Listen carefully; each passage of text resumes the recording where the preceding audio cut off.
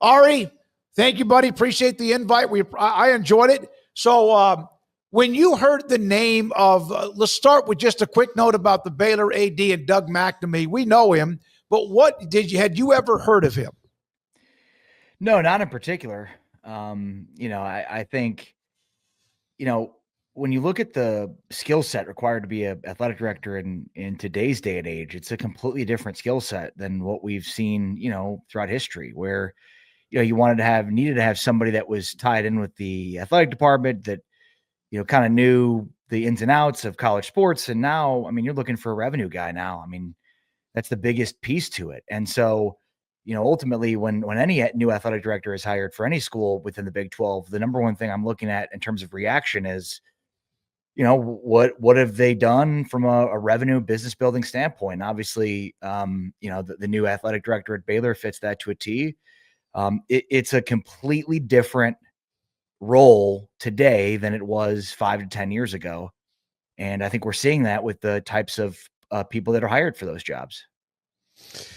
Ari, he does step in on like a weird timeline when it comes to the football coach. What do you think the messaging has to be? Because unless something comes out of the blue in the next 4 or 5 days, I don't think that Dave Aranda is not going to be the coach for any reason next year. And that's going to make it harder for them to acquire talent. They already have coaches that they've dismissed. They've got coaches that are leaving and all that. It's going to be a very weird year football-wise. Yeah, clearly it looks like a lame duck year. Ren Baker, when he was hired as the athletic director of West Virginia, he didn't immediately fire Neil Brown, and he basically said that he wanted to give it a year to get a better sense of how the athletic department functioned and, more specifically what the football coach, looked like and how he ran meetings and he observed. And look, Ren Baker did that for a year. They had success at West Virginia. He gave him an extension, and then a year later he fired him. I would imagine it's the same situation at Baylor. I certainly get the decision by Linda Livingstone and the Baylor administration to, give it some time. I think they wanted they wanted time to figure out who their athletic director was and was going to be. And I don't think they want to be rushed to make a decision on that. And then of course, make a decision on the football coach. So I'm sure for Baylor fans, you're looking at this thinking, oh, wow, I can't wait for this 2026 season to get here as the 2025 season ends.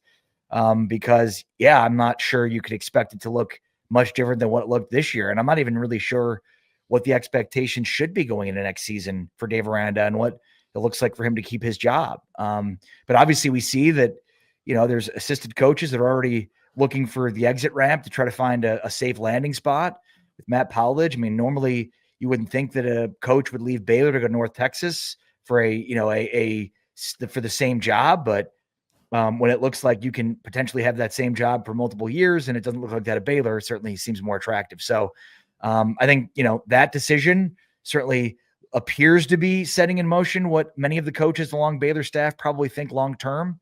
And, again, in a world in which you constantly need forward momentum, you need to sell optimism to the fan base, to the program, to, the people. Like, there's not much optimism right now that's being sold to Baylor fans, and I get it. What are your thoughts about Utah and private equity getting involved with their athletic department? Yeah, it seems inevitable, doesn't it? It's surprising, I guess, that it was Utah that made the first jump into it, and I haven't yet had a chance to digest the particulars of it. But it's really interesting because they're getting equity in basically a private entity business that Utah's establishing, and is this separate from the Utah, athletic department? Is it separate from Utah, the university? I'd love to see how these are structured, and that would give me a much better sense of just, from a business standpoint. And then, look, anytime private equity's in the door, you worry about how much say that they want to have. And, ultimately I think that's what's guiding decision-making. I think a lot of schools right now are going to hang on for dear life as long as they can until this becomes the norm, until they can't, because now you're competing with other programs that also have access to that kind of money. But I do think, Smokey, this is completely inevitable. It will, I would assume, become, widespread across all of college sports at the school level and at the conference level. And I think, the conference, we know the Big 12, took bids, had opportunities and looked at what that could look like. And my guess is they basically told the individual schools, hey, the best path forward is for you to make these deals on your own.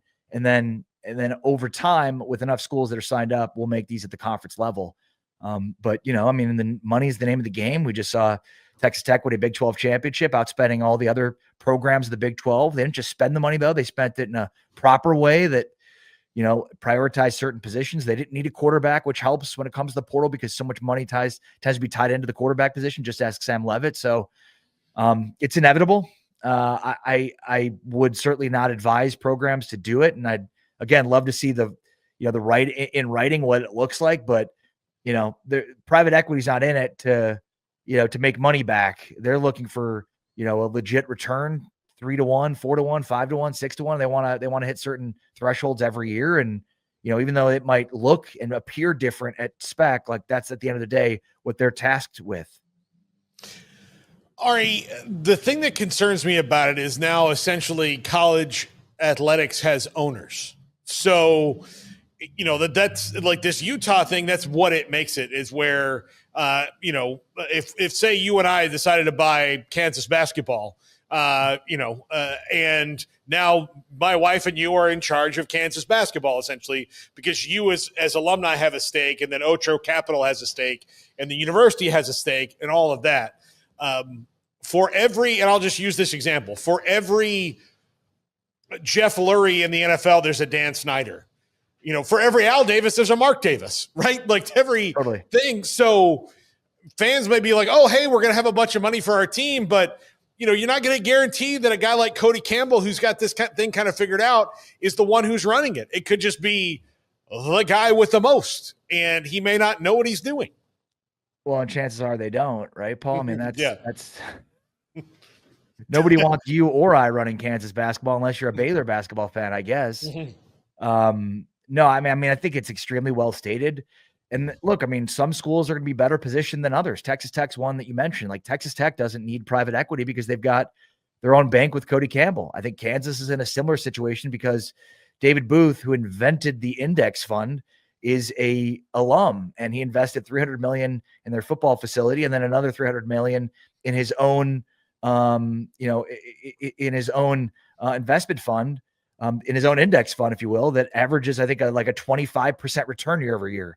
So you take $300 million in 1 year, and the next year it's 25% increase, and then another year it's 25% increase, right? Like that's, now you've got a pretty good bankroll there. So, I think like every school has to make their own decisions.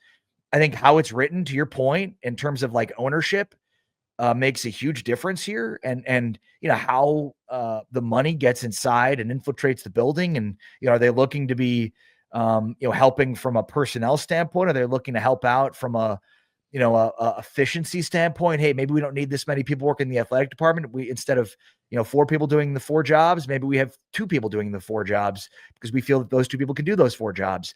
I think there's no doubt that like anybody that's ever been involved in any sort of private equity business understands that, again, the returns need to be at a certain threshold. And that's just not even mentioning, Paul, what you brought up in terms of like the football and basketball side of things from an ownership standpoint. So, look, this is getting the foot in the door.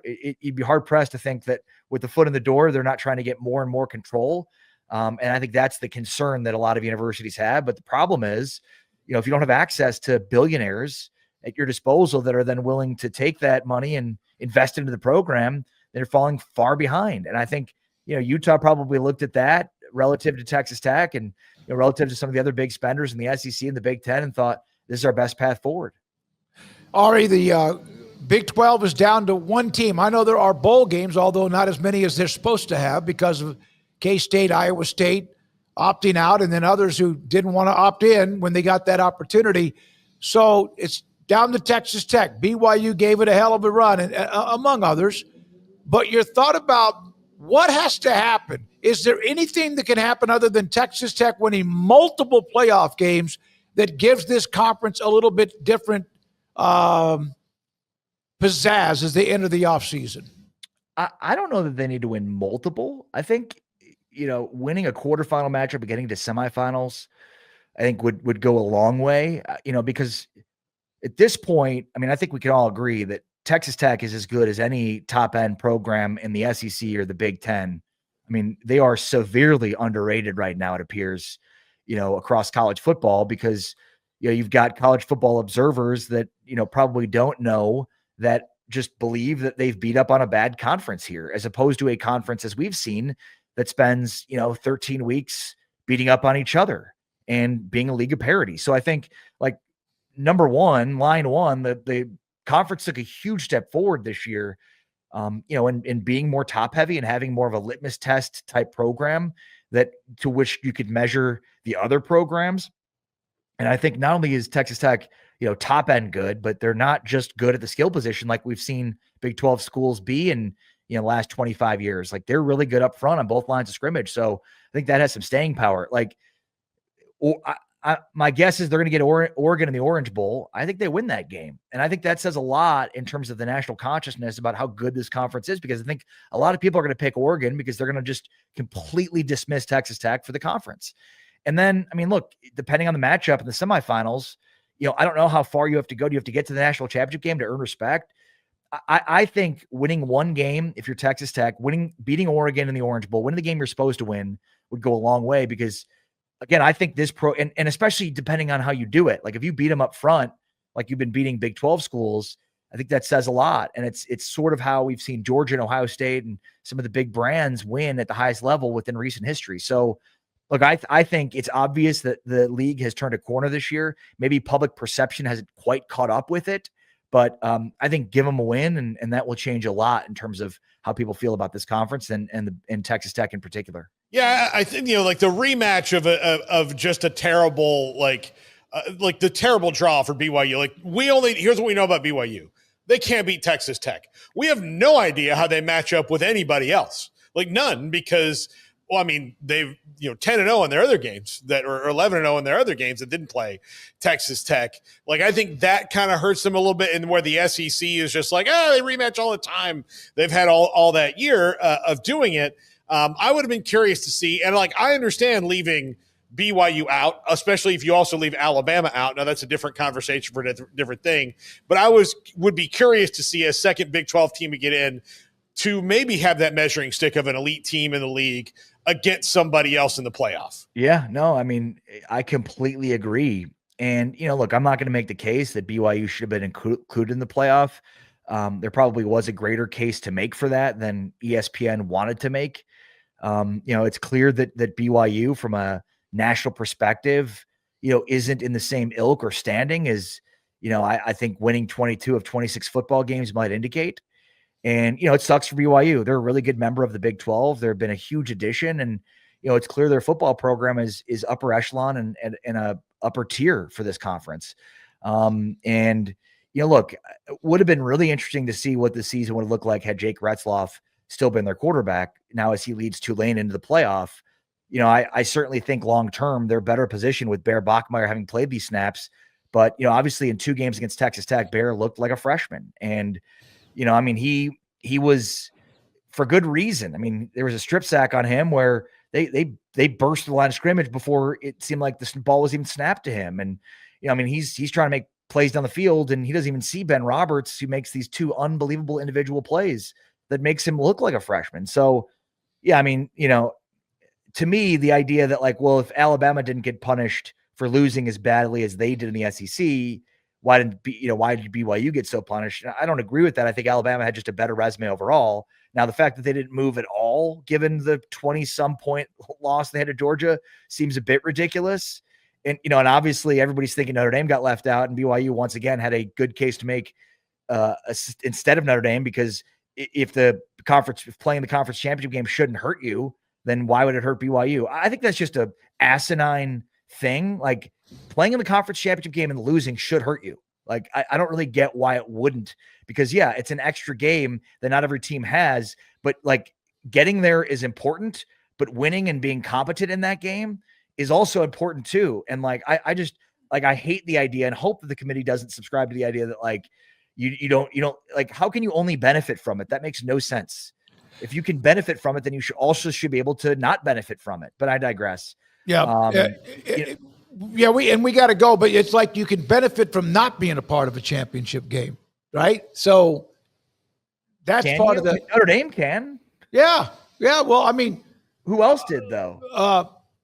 when I say benefit, Vanderbilt wasn't a part of it, but they didn't go up or down on theirs. But maybe yeah, Ole Miss, maybe Texas A&M, Ole Miss, had they played, maybe they wouldn't have been in it. But the reality is, it feels like you should certainly get a benefit from playing in that game, but also for it to hurt you, for it to not hurt you for losing it, and especially if you get boat raced, then what's the incentive to even play well in that game and play your guys? Yeah. Ari, good to see you, buddy. Thanks for the invitation earlier today. Enjoy the rest of your week. Thank you. Guys, take care.